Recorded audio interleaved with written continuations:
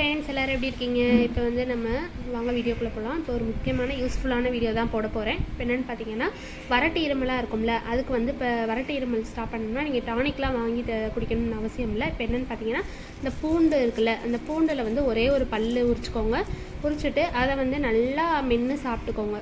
சாப்பிட்டுட்டு நல்லா செம்ம காரமாக தொண்டெல்லாம் எரியும்.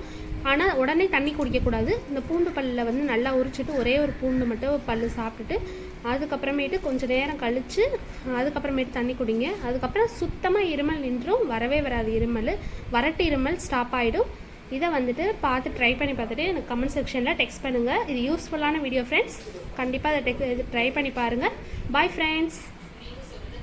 இந்த வீடியோவை பார்த்துட்டு மறக்காமல் சப்ஸ்கிரைப் பண்ணுங்கள். பக்கத்தில் இருக்க பெல் ஐக்கானை மறக்காமல் கிளிக் பண்ணிக்கோங்க. அப்போ தான் நான் போடுற வீடியோ அடிக்கடி உங்களுக்கு நோட்டிஃபிகேஷன் வரும்.